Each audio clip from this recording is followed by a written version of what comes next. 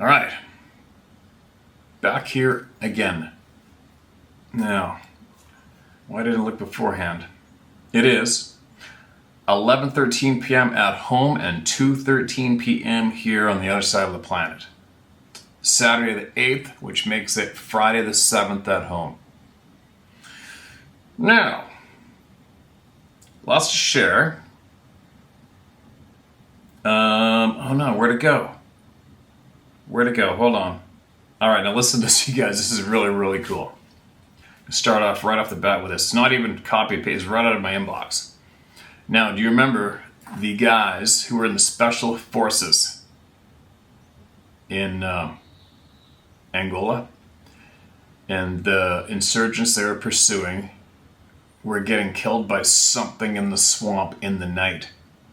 It was so terrifying that 2 or 3 of the survivors bolted out of that dark, stinky swamp into the arms of these special forces guys.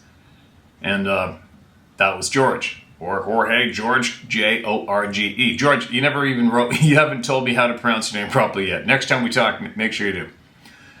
So anyway, George, I'll refer to him, also said that he saw the huge predator-like thing with the glowing eyes, right? Down in that swamp. Anyways, George shared that and a few other emails with us over the past handful of years, I believe, here. I think it's been years.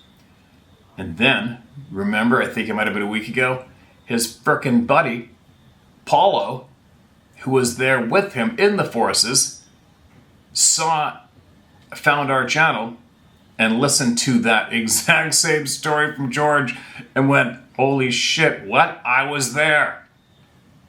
And then remember in that video I said, okay, you guys want me to hook you up? George, email me back right away and hook you up. Well, I got an email from him. How incredible is this, right? What a special moment, in a way, you might want to call it, for this channel, right? And listen to this. I'm going to share it with you. And George didn't say not to share it. And at the very bottom, I figured it out. He's fine for me to share it. The title of the email is Paulo. I won't say his, he just put his first and last name for the title of the email. This is from George, all right? This is from the original Special Forces guy who emailed us years back about the incident in Angola with the predator-like being, all right? And then his partner in the forces that was there seeing the same shit emailed us a couple weeks ago and told us his version. And then I said out loud to George, email me back if you want me to hook you up. And he did, and here's the email. Good day, Steve. I am so grateful for your channel, for all the reasons I have listed in the past and now, for this incredible experience of having Paulo, of all people, chime in on the same experience we shared all those years back in 1986.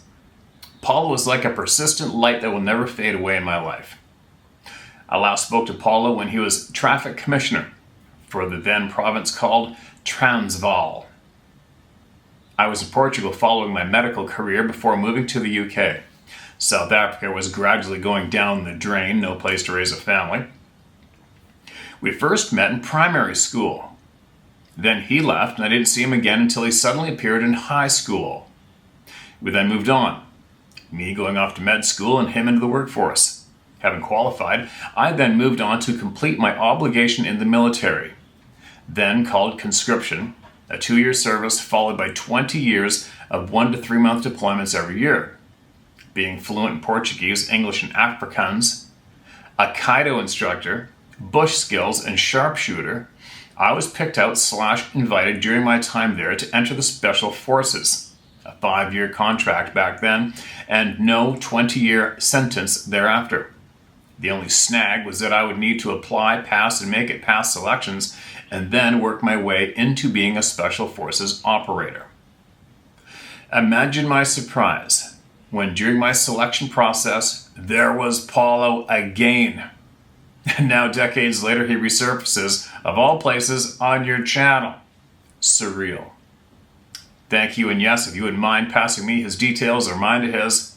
That scallywag, he's one of those friends who's continually spoken of, a brother from another mother. My 2 sons have never met him in person, but they know every incident and experience I shared with him while in our youth at school. On the rugby field, in ice hockey, musketry squad, military, etc. Even my parents remember and have a special place for him in our family. Like everything in life, we move about, and in my case, moving continents, looking for that special, safe place to settle. I lost contact with Paulo and look forward to reconnecting. Thank you, Steve and Sarah, for everything you do, this platform, for everything you do in our community, and allowing us at How to Hunt, How H&A to be a part of all of this. As I've said before, you certainly have a massive pair and dare to go where most don't even think of going, be it physically or vocally, let alone going there and stirring it up. Your friend, vocalizes George. There you go, your friend George. George, I already emailed you back quick. I emailed you back real quick the second I read it the first time, and I'll email you again. P.S. I need to send you another email regarding the human body and the way we all glow in the dark. Cortisol is a biomarker of endogenous circadian rhythms. Back in 2009, I was following this research closely based on my experience and scientific mind with being tagged, the predator type being we encountered by the river and that swamp, and that insurgents experience. Here in the UK, I have felt the same feelings of being watched and accompanied while in the forested areas in Hampshire. The broken tree configurations, I'll be taking walks with my sons this year, which we will be taking images of and posting these to you, if you're interested, / for your personal reference. And PPS for me, gotcha. Yeah, I read that last part too, and you want to, I'm all in. You guys want to do that, George? Let's do it. And there you go. I'll get back to you guys shortly, George. All right, man. I appreciate that email. And it'd be funny to be a fly on the wall to listen to you guys' banter back and forth. Right? Once I get that email to Paulo from you. That's pretty cool, hey, you guys? Pretty cool. Now, what was I going to show you guys at the beginning?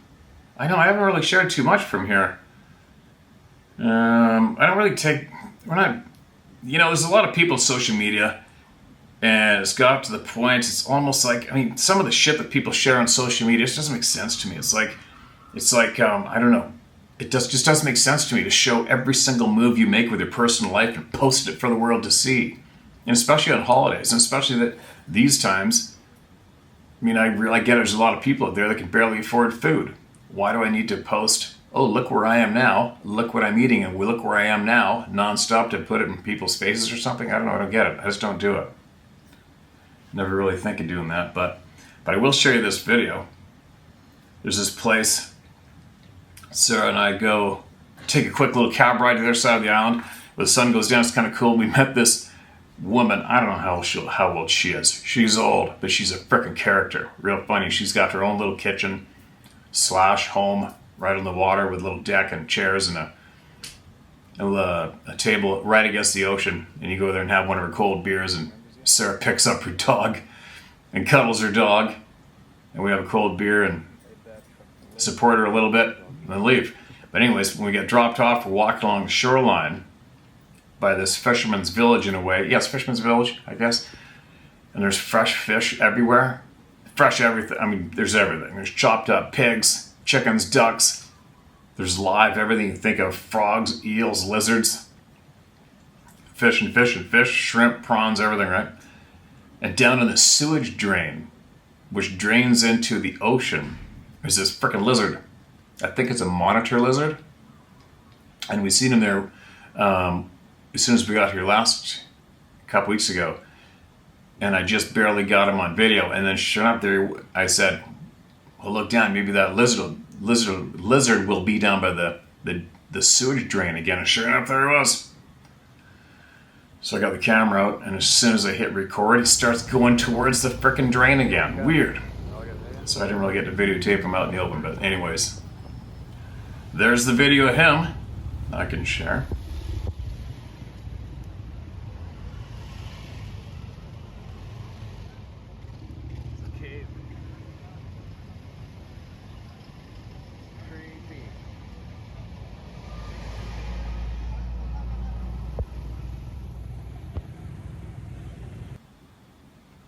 Now get back to the voices of the peoples. What do we got? Did I read this? I don't know. Maybe. I got a bunch of new and I've got older mixed. Mixed bag. So here we go. Revised. Me and my 6-year-old's experience with the swamp Sasquatch, location removed. All right. Hey Steve, just found your channel today and I've been listening since about 7:30 this morning. I live in Orlando, Florida, where it is densely populated, but we do have forest areas and many nature trails that connect hundreds of miles of rivers down to Lake Okeechobee and eventually the Everglades, cutting through residential areas across the state. I've been walking this particular trail for the past 12 years in Orlando. It's believed to be an Indian burial ground that got partially dug up during the construction of a school. The story goes, 2 men died when a wall collapsed on them in a freak accident during construction. The workers said they heard what sounded like native calls. Then the wall seemed to be pushed down allegedly. Whatever, right? Nobody believes that. Now that I have a 6-year-old son, he loves to take walks with me on that trail and fish out river bass that flow by. Well, he used to love it. The very first incident on that trail was with him, and he is very uneasy about going back since then. And one day after work, at the bank at that time, I picked him up around 4 p.m. and we went for a walk on the trail. It was springtime, so it was not too hot while I was in business attire looking crazy walking down the trail. I always loved to find trees that had been partially hollowed out by termites, but still standing along the trail. You can give these 20 to 30 foot tall trees a couple dozen well-placed kicks and timber boom. The echo goes for miles in the flatlands of the Florida forest. No mountains, no hills, no incline. We filmed much of it on a Snapchat, so I got excited and knocked down every tree I could find, big or small. I even climbed a fallen tree from one of the hurricanes and screamed at the top of my lungs, "I am the tree god!" The echo travels the forest like an empty building. We were about a quarter mile down the trail from the entrance bridge, crossing the river that is about 20 feet across. We came across a tree that had a long 4-finger gash in it, ending about a foot above my head. I'm about 5'8", not too tall, but found it real strange and took a snap of it because the sap leaking out made it look like blood. A few moments later, directly across the river from us, we hear a deep, loud rumbling call that lasted about 5 seconds, louder than anything I've ever heard. So loud, my son slammed his hands over his ears, locking eyes with me and a terrified look on his face. Holy shit, that is loud, isn't it? I scooped him up and hid behind some brush, shushing him for about 3 seconds before I got pissed off and ran down the trail as sneaky as possible with about 30 yards, scanning the brush for the asshole that has some type of machine or device or something. I screamed out, "What's up, punk? Come get you some, show yourself." Then a shiver went down my spine as I realized there is no bullhorn or speaker that can replicate the magnitude of that call or sound from that creature. I ran back to my son, still hiding, but curious enough to try and replicate the sound, going, "Whoa!" And I said, "No, bro." And then from behind us, on our side of the river, a similar call that sounded to be about a half a mile out, still ridiculously loud, calling right back to the other creature. Not possible. I told my son to run as quietly as possible, and we ran out of there. And nobody believed us, so 1 year later I took my brother-in-law out there at about 2 o'clock in the morning during the COVID-19 lockdown to test out a new 30-day special. We should have been totally alone. We traveled down the trail in the opposite direction about a half a mile with just the moonlight, and I said to him, "Dude, this is where me and Junior heard that sound a while back. No cars driving on the roads, no people around on the trail, no school due to lockdown. It was so silent we could hear each other breathing." We let off a bang that echoed for 4 or 5 seconds so loudly. The forest screamed back at us about 3/4 of a mile out with a short "oh." Not any local limpkin bird or fox, sounded like a pissed off howler monkey. My stomach turned and I whispered, "I told you, bro, I told you." He said, "What the F is that?" Bang! Let off another shot in the darkness. We got to speed, walking back, trying not to trip on all the cypress fruit, and about 30 seconds into it, another call. "Oh!" Much closer, maybe half a mile out. And we get to jogging. Once the entrance bridge was in sight, shining in the moonlight yet again, we hear the "oh!" right on our ass. And we start hauling ass out of there, feeling like we just made it out in time. He most definitely is a believer. He was most definitely a believer then. You can feel these things the same way you can feel a demonic presence. It's like the air thickens around you and you breathe it in. A week later, I told the story to my neighbor and his 13-year-old, who both called bullshit on my stories. And I said, "Okay, if you guys are not pussies, let's go right now while we're still on lockdown, and I'll bet you'll hear something." My son said, "Okay, yeah, I'll come too." He's now 7, feeling more brave, so we jumped to the truck and went to the trail. 8 minutes up the road. No guns, just a big machete to bang on the bridge and replicate a gunshot. We get there, and I can tell my son regrets it. And he says, "Do we mind if he just waits in the car?" And at that moment, everyone got just a tad bit sketched out. But said, "Come on, man, we can't leave you here in the car while we venture off into the forest. Too late. You're in for it for the long haul now." We all make our way over the bridge and walk down the back path. I went on with the brother-in-law. But a giant 4-inch banana spider blocked our way with his web. So we went down the regular path from the first incident. I took a quick smack on the metal bridge as we passed it with my machete that pierced through the forest. Nothing. Not a peep. So we all took turns trying to mimic a Bigfoot call, except my son that wanted to just get out of there. Still nothing. So we walked further and further into the darkness of the haunted forest. We tried to be still and silent to listen, but got bored, and after about half an hour we started walking back. And out of nowhere, all the limpkins and cranes started chanting at the same time like something spooked them. Not us, obviously, because they had ignored us the whole half hour, and we all instinctively huddled up, tripped out, and sure enough, we hear the same old "oh" far out behind us, and my son started to whimper and tear up, not trying to let us see. I said, "It's okay, we're leaving right now." We all moved quick and silent back to the bridge and gave it a couple more bangs. We could hear a few more calls far away enough to make my neighbors believers now. And I have a lot of experience with the supernatural, and these creatures give me the same feeling as demons do, except I don't feel like they will attack physically and only communicate with us if they feel invaded or threatened. I think they are a remnant of the old world creatures in Genesis 6, but that is a talk for another day. Thanks for reading. If you actually get a chance to read this, take care. And P.S. Steve, if you have a minute. Okay, man, I will. Thanks. I did read this, but you know what? Once I get going and I recognize it, my brain instantly goes to, well, you know what? There's a shit pile of people here that haven't been here. So, there's new people here, whatever, all good. But, side note, like we had a guy from home, right up the road from my house, did a big hike, and they found the gashes in the tree.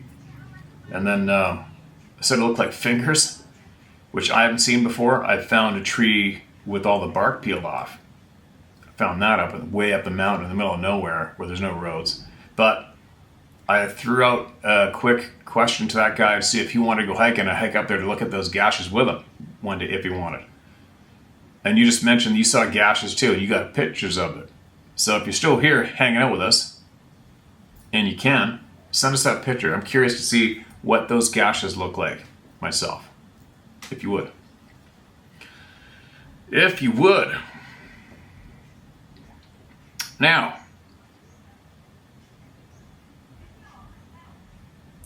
recent, here we go. Recent in the inbox. Answers, and more answers. There's a title. Dear Steve, while I cannot say that I've had an experience with these beings in a traditional sense, I have been a seeker of truth from the moment I was born, 36 years ago. I've been a staunch listener and supporter of your channel for the last 2 years now and have been contributing and participating in your YouTube membership program ever since you interviewed the wonderful Dr. Ketchum. I don't have a story to share with you today. What I do have are some answers. Your natural propensity towards the truth and your resistance from the evil in our world has made you and your channel a beacon of hope for all those who have found themselves here. One of your greatest qualities that you portray is that you ask all the right questions, and you do so without fear or prejudice. Questions like, who is really running the show here on our planet? Is evil born or is it created? How have the elite bloodlines maintained control of humanity for so long? How do they continue to maintain control? Are the elite really in control of themselves? Is their agenda really theirs? Are all of these beings, forest people, extraterrestrial and spiritual alike, associated with this evil? How are these beings connected to the controlling elite, their handlers, and their agenda? What is the science behind their evil? What can we do to protect ourselves and our children from the evil ones? I'll spare you the lengthy worded response and make it easier for you and for your audience.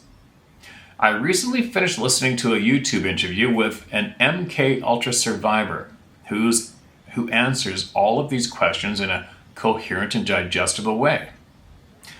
This isn't a shameless promotion of someone's channel or ego, and this will become apparent upon listening to the interview. So without mentioning any names in this email of the interviewer or of the interviewee, I will simply tell your audience to do a YouTube search for entities, bloodlines, satanic rites, and mind control, the occult roots of the global elite. This interview was published yesterday, Thursday the 6th February 2025. I intend to write in with more truths and answers to your channel as I uncover them. In the meantime, I will continue to be a listener, and I will continue to listen to you and to the people. Please don't share my last name. Okay, man, I gotcha. I'll check it out. I don't think there'd be anything too new to me from some of the, due to what I normally listen to when I get a chance to listen, but there you go. Share it. Appreciate your time you just took out to send that to the people, and I know you did it out of absolute care for the people, so that's why I shared, right? Now, on that note, a quick little tidbit.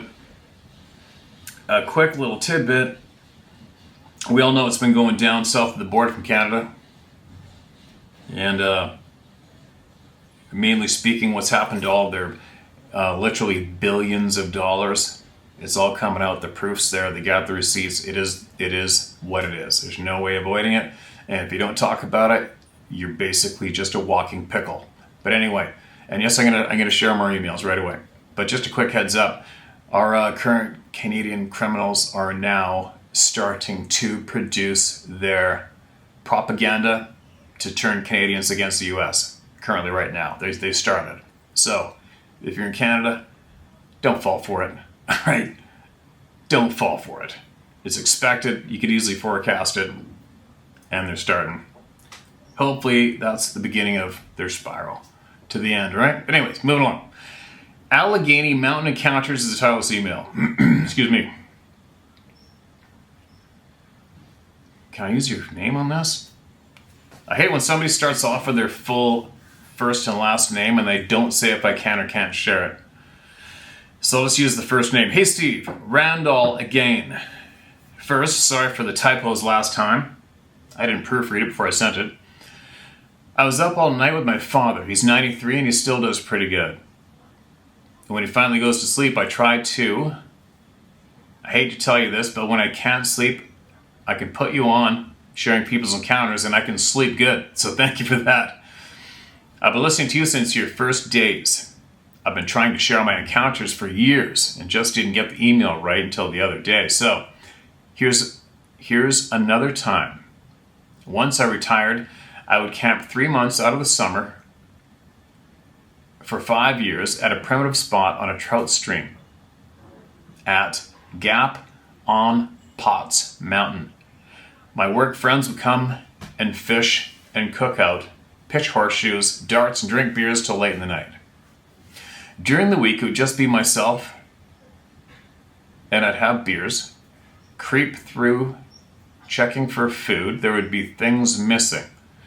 Oh, sorry, okay, I'd have bears creep through, checking for food, and there would be things missing. I'd blame bears or people while I was gone, so I'd put food in the back of my truck to keep them out of camp. I'd leave bread on the table sometimes. By the fire, I'd catch a squirrel sneaking in to get in at night, which I'd think they'd be asleep. But one night I woke up. I've always been a light sleeper, hearing everything, and in the army sleeping on the ground a lot. I was on the ready, and this heavy, slow footsteps, like sneaking up from behind my tent. Knowing I've heard bear before, and they can make the gravel crunch and just come in from the road, not caring if they make a panting sound, this thing stopped over top of me and made a heavy sigh from a big set of lungs, like it was disappointed. There was nothing setting out. I just laid there trying to hear what it was. I just lay there trying to hear what it was going to do. When people are there, I get up and use a spotlight, looking around, making sure they're safe, and go back to sleep. But this thing never made another noise and just disappeared. That never happened again. The government blocked the area off and stopped people from camping there. So I moved to another spot next camping season on the other side of the mountain, 45 minutes from the old spot, on another trout stream. The first night, one of my friends showed up and brought steaks and beer. And he checked the place out, and it was 5 feet from the stream where he set up his tent. There's still a bunch of typos. No big deal. I'm doing the best I can. Later in the night, we were cooking and BSing. And up on the mountain, a scream. Now, he's a skeptic, doesn't believe in Sabe. And I said, what do you think that was? He says, some animal. And I said, why was it so loud? It's not a coyote, fox, and too loud and echoing. 30 minutes went by, and a big, at least 100-year-old tree went crashing down, limbs flying, just 5 yards upstream. I said, how about that? He laughed, and not 15 minutes later, a little farther up, another big tree crashing. I said, so I guess dead trees decide to start falling. I think someone's pissed and doesn't want us here. He said, you're crazy. And then 10 or so minutes later, even further upstream, a third big tree went crashing down. I said, well, I think it's time to call it a night and hit the hay. And he sat there looking around, drinking his beer. And he drinks until he passes out sometimes. I'd get up hours later to make him go to his tent. And he's even fallen over by the fire before. So I never really slept. Till then, I just lay there listening to the night sounds. No more trees or screams. The next few nights we stayed there. I just quit camping there and just picnic and fish there over the years. So I had plenty more experiences as the years go by. I bought a farm off West Virginia, off the Allegheny Trail. In Lil Alleghenies with a trout stream, of course. This place is where things get crazy and they won't leave me alone. And here's a few pictures of things in my game cams you can share. Next time I'll send more that I've taken hearing something behind me and just snap pics and look at them later. I see what's followed me and watching. I seen the deer saw something, then noticed 3 snags lit up and zoomed it in and checked it out. I walked out there 3 to 4 a.m. feeding deer cups of corn. The next picture was a floating ball of energy, and then 30 minutes later 2 deer lit up while looking. Alright, these are like so dark. Whoa, no, I see something in there. Alright, hopefully I remember to put these in the damned video. It's just hard. It's really time consuming for me, but I'll do it. I'll save them in there only because this one that you circled, I can see a face.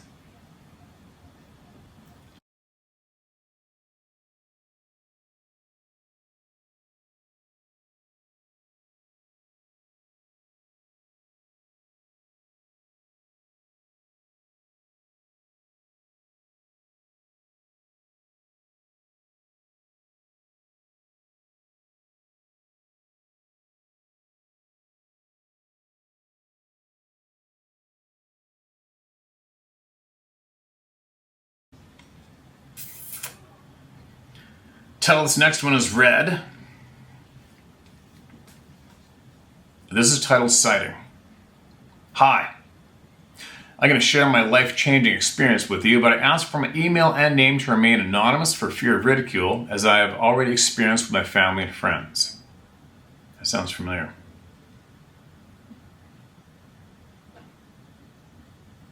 All right. I am from the United Kingdom, England specifically, and after serving 7 years in the British Army, moved to the United States and gained residence. I'm now a police officer in Monroe, Washington. Excuse me, Reddit. I think.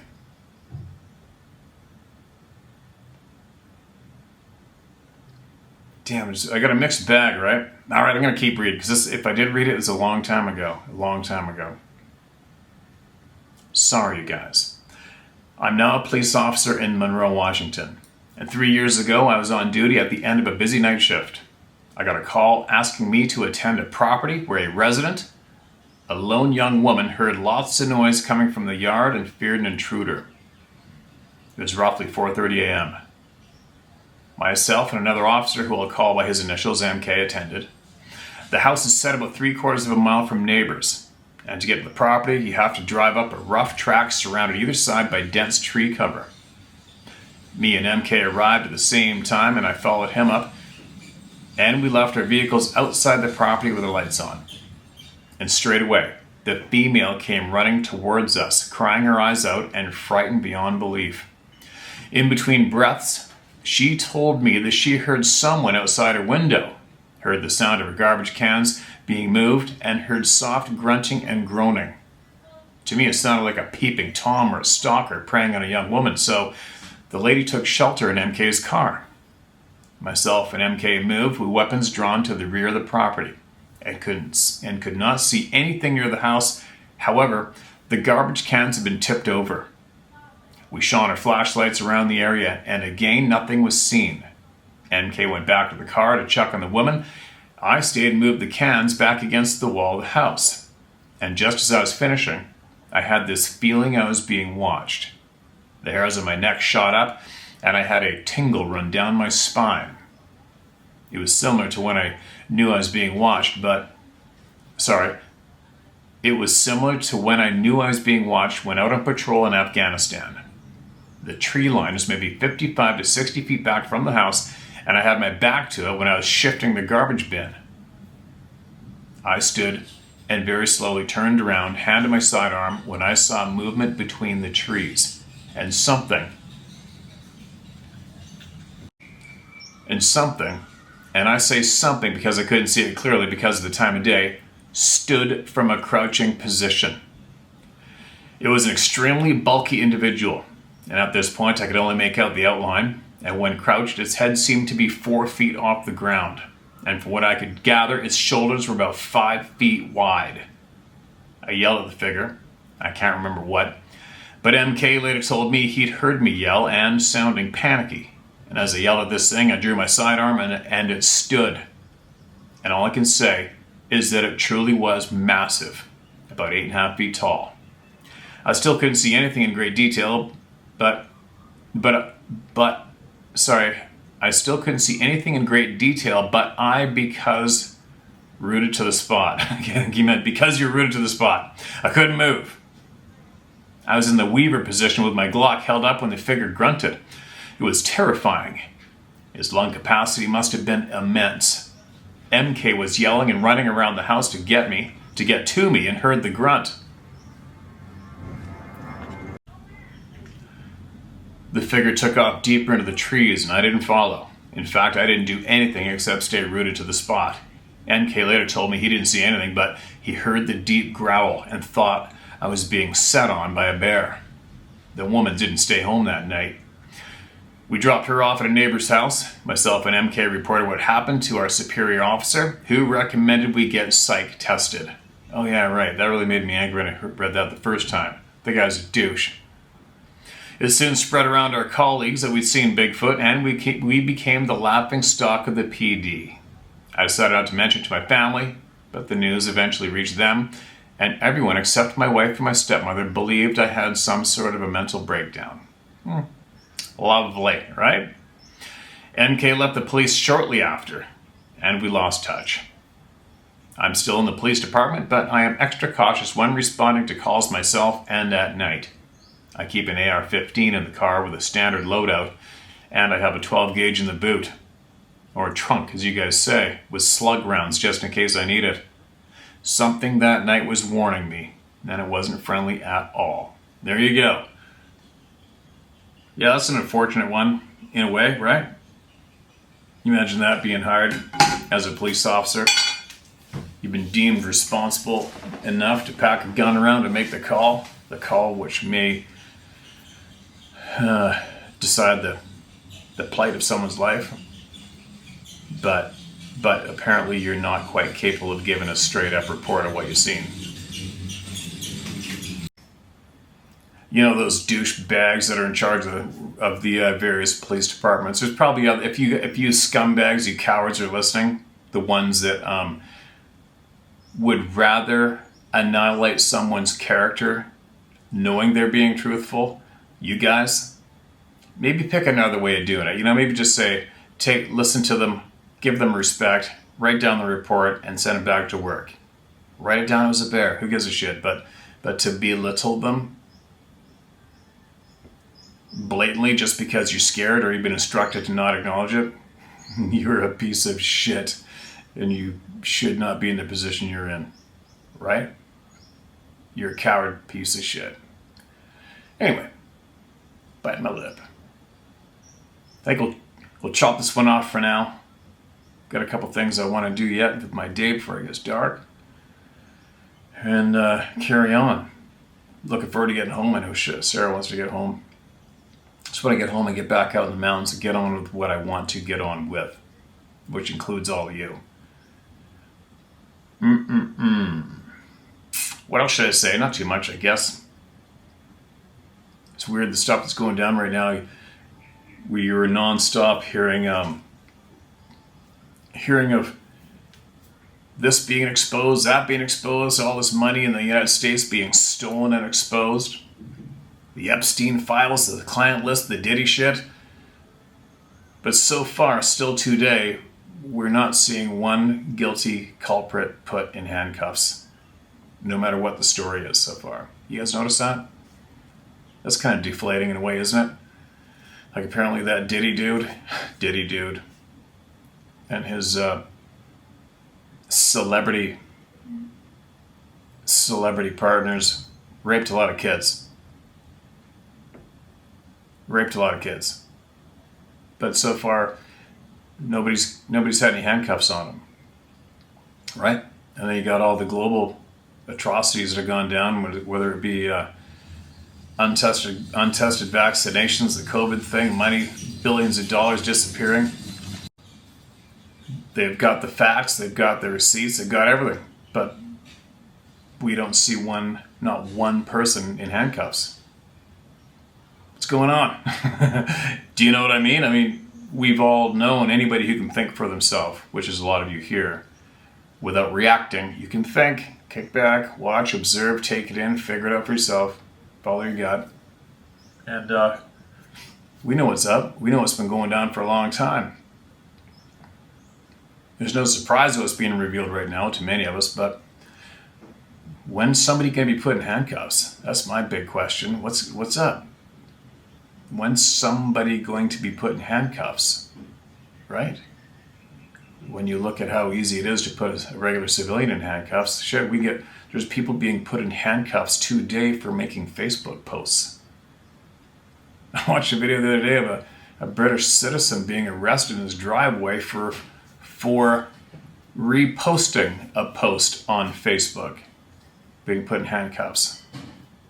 When it comes to the people who are causing all the global grief, they're being exposed. They're being the crimes are being shown with receipts, but there's one person in handcuffs. Why not? I hope it's coming, right? I hope it's coming. Especially, I hope that happens in Canada soon. Anyway, I'm rambling. Share my story, howtohunt.com. Get your truth shared. I got a bunch of editing to do, and I got to dig out all those photos from that one email, and I got to get George's email sent to Paulo, and I got the rest of my day to go. So I should be back tomorrow.